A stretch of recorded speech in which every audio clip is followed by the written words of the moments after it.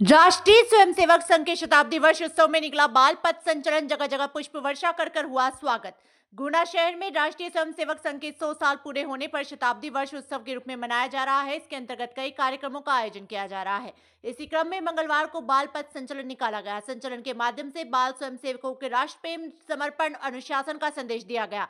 संचलन में बड़ी संख्या में स्वयंसेवकों ने पूर्ण गणवेश में अनुशासनबद्ध तरीके से भाग लिया। इस दौरान घोष की ताल पर स्वयंसेवक कदम ताल करते हुए निकले। संचलन का जगह जगह पुष्प वर्षा कर स्वागत किया गया। इससे पहले बाल स्वयंसेवकों को मुख्य वक्ता के रूप में अखिल भारतीय ग्राहक पंचायत के मध्य क्षेत्र संगठन मंत्री अलंकार वशिष्ठ ने बौद्धिक प्रदान किया। इस दौरान मुख्य अतिथि गणमान्य नागरिक कपिल जैन रहे व अध्यक्षता नगर संचालक महेंद्र सिंह संधू ने की। पथ संचलन शहर के प्रताप छात्रावास स्थित राष्ट्रीय स्वयंसेवक संघ के कार्यालय से शुरू हुआ। यहां से संचलन अस्पताल मार्ग, निचला बाजार, जगदीश कॉलोनी, छात्रावास होते हुए वापस संघ कार्यालय पहुंचा। संचलन में एक वाहन पर गुरु नानक देव जी एक तस्वीर के रूप में विराजित थे। संचलन के स्वागत के लिए लोग स्वप्रेरित होकर आगे आए।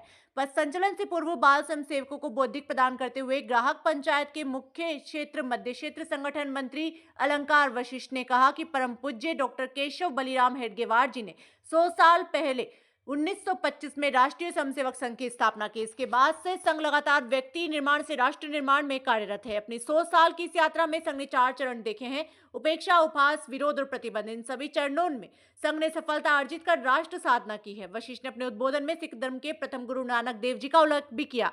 उन्होंने कहा कि गुरु नानक देव जी का जीवन बताता है कि हिंदुओं का संगठित होना कितना आवश्यक है। वशिष्ठ ने संघ के पंच परिवर्तन की जानकारी देते हुए कहा कि शताब्दी वर्ष में संघ ने पंच परिवर्तन लागू किए हैं। इसमें स्वदेशी नागरिक कर्तव्य बोध, सामाजिक समरसता, कुटुंब प्रबोधन, पर्यावरण संरक्षण, इन पंच परिवर्तन पर अमल कर हम समाज और राष्ट्र का कल्याण कर सकते हैं। उन्होंने कहा, व्यक्ति सुधरेगा तो परिवार संस्कारित होगा, परिवार संस्कारित होगा तो समाज संगठित और संस्कारित होगा, समाज संस्कारित और संगठित होगा तो फिर संस्कारित राष्ट्र का निर्माण करेगा। उन्होंने पंच परिवर्तन के पहले आयाम स्वदेशी के बारे में जानकारी देते हुए कहा कि स्वदेशी आत्मनिर्भर भारत की नींव है। स्वदेशी अपनाकर हम आत्मनिर्भर भारत का संकल्प पूरा कर सकते हैं। स्वदेशी में देश के उद्योग, भाषा, ज्ञान, संस्कृति के प्रति गौरव का अनुभव करने के साथ ही स्थानीय उत्पादन को प्रोत्साहन देना शामिल है।